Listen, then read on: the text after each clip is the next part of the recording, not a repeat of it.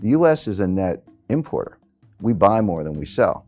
So when you have a cheap dollar, okay, a Boeing aircraft or General Electric wind turbine gets a little less expensive, but all the stuff we buy gets more expensive because we're paying for it in cheaper dollars, and that's what the central bankers really want. They want those price increases to feed through the supply chain and try to create inflation because governments around the world are desperate to get inflation. So that's the real reason they do it. And it can have a short-term impact. It can help exports a little bit. It can give you a little bit of lift. But the problem is it comes at the expense of the trading partners. This is just classic beggar thy neighbor devaluations. That's what currency wars are. So it can help individual country growth, but it does nothing for world growth. The world is no better off. One country is a little better off, another country is worse off. So the other metaphor I've used is, you've got 4 soldiers and they're fighting and it's a hot day and they get a break and they've got one canteen and they're all really thirsty. What do you do in that situation?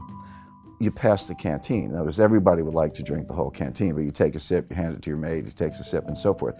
And that's the way the currency wars have gone. 2009 was the day of the cheap yuan. Remember, 2009, 2010, Secretary Geithner couldn't get out of bed without complaining about Chinese currency manipulation. 2011, the dollar hit an all-time low on a couple indices. That was the cheap dollar. 2013, along comes Abenomics, and one of his 3 hours was a cheap yen. All of a sudden, the yen's at 120, 124. Japan got a little bit of a lift. So who's suffering the whole time? Europe. Europe had the strong currency, 2 recessions in 4 years. So finally, 2015, it was Draghi's turn. Well, June 2014, they launched negative interest rates. In January 2015, they launched European QE. So you're going from China, US, Japan, Europe. Everybody's passing the canteen. But the world is still stuck in basically depressionary growth. It's not, we don't have negative growth, but we have below trend growth. So there's no way out of it. So right now, my forecast, I actually said this a couple of months ago, is that look for a stronger yen, stronger euro, cheaper dollar, cheaper yuan. That has played out with a couple speed bumps. The dollar got a big lift because of Brexit, and the euro went down a little bit also because of Brexit. But the yen went from 124 to 104. It backed up. 103 actually backed up a little bit. But we do have a strong yen. All these people who expect Japan to intervene in currency markets, don't hold your breath. They've been warned, I would say threatened, by Jack Lew and Christine Lagarde. Don't you dare intervene in currency markets. You had 3 years with a cheap yen. You didn't make the structural reforms. You didn't do what you needed to do. Too bad for you. We're taking the canteen back. So the point to your main question, Grant, is that they don't have a logical conclusion. There are only 2 ways out of a currency war. One is systemic reform, a kind of Bretton Woods or Plaza Accord where all the major powers sit down and just say, here's the New Deal. The other one is systemic collapse. I expect collapse because there's no consensus on a way out of it. There's no political will behind structural reform.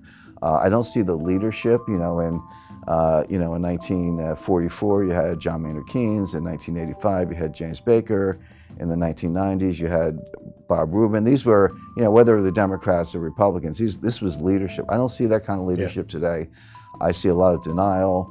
I don't see the political will behind structural reform, so I would expect a collapse of the system. Well, it's interesting you say, because of all the bailouts, we don't know what a systemic collapse looks like. I actually have a pretty good idea of what it looks like, because everyone focuses on 2008, and U.S. economists call it the Great Recession. You go abroad, they call it the global financial crisis, the GFC for short, whatever you want to call it.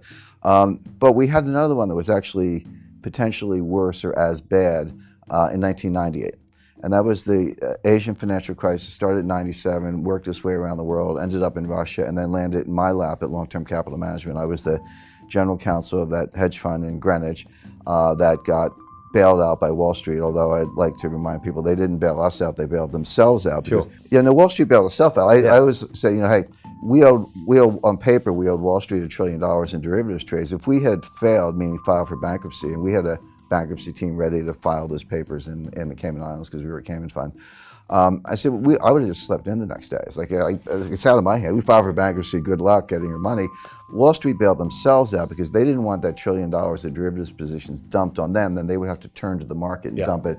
We were hours away from the closure of every major market in the world. It's not an exaggeration. Greenspan testified to that. Rubin said the same thing.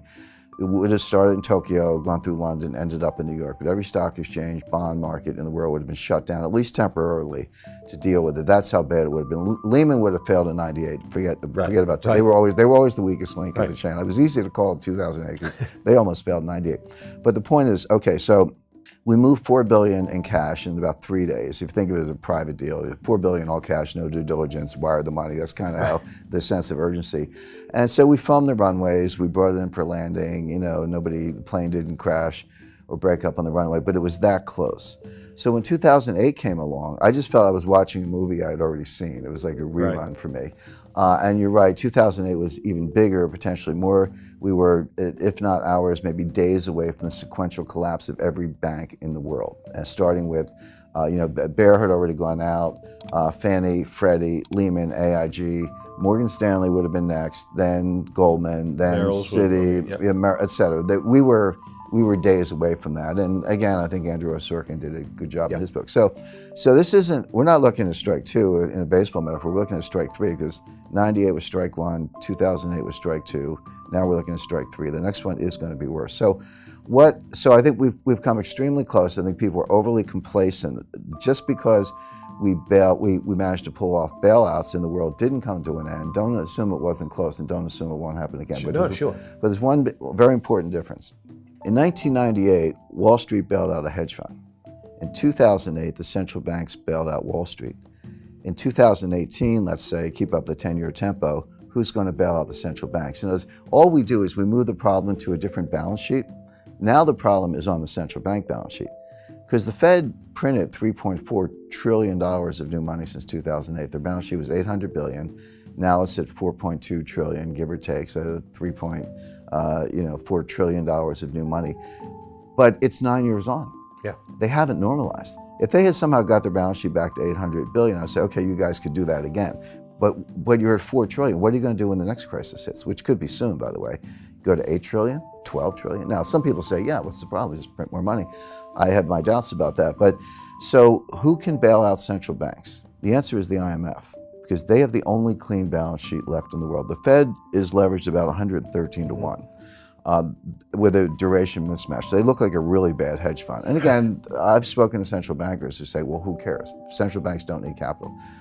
A member of the Board of Governors of the Federal Reserve said that to me. She said, central banks don't need capital. I said, well, that's one point of view, but we'll see. Exactly, we'll see.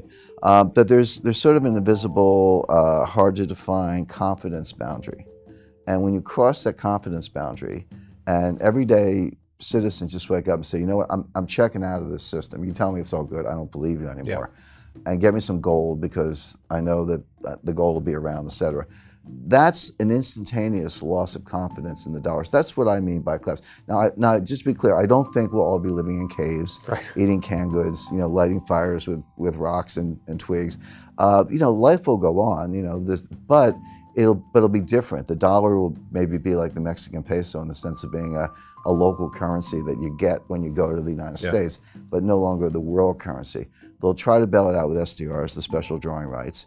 If it works, if the SDR bailout works, it's only because nobody understands it, or like maybe there were 100 people in the world who really understand. I've spoken to PhD monetary economists, like people right in the field with PhDs from Harvard who can't give you a straight explanation of what an SDR is. So if it works, it'll only be because nobody gets it. But I have a feeling that because of social media, because of, interviews like the ones you do, Grant, just because of different means of communication, that people will get it and they'll run for gold because it's money good. And so that, and then you get into coercion, shutting down banks, closing ATMs, or maybe reprogramming ATMs. Everyone can have $300 a day for gas and groceries, but no more. Recently, the SEC has changed the rules for money market funds. I meet people everywhere, and I say, well, how much money you got? Or where do you have your money in? Probably a better way to put it. And they go, I got money in stocks, money in bonds, money in real estate, and money in the money market funds. I say, no, you don't. You have stocks, bonds, and real estate. You don't have money in anything. That's not money. Oh, I can sell it and get the money. Really? Maybe not. Maybe they'll close the New York Stock Exchange. But anyway, they have new rules on money market funds where money market funds can suspend redemptions. Now that has always been true of hedge funds. I've never seen a hedge fund Right. offering document that didn't have that in there. But people think they can call Charles Schwab or Merrill Lynch or Bank of America, instruct the broker to sell the units, and the money's in the bank the next day. They're going to wake up one day and make that phone call and find out, no, we've suspended redemptions, we'll get back to you. You can't get your money. And oh, by the way, the day that will happen is the same day you want your money the most. Yeah, In other words, course. it's conditionally correlated. So you'll still have money for gas and groceries, and your kids will still go to school, and you'll still have food on the table, but you won't be able to get your money. The IMF will be flooding the zone with trillions of SDRs. The dollar will be greatly devalued relative to SDRs. It'll be like Mexican pesos, and then it'll be a very different world.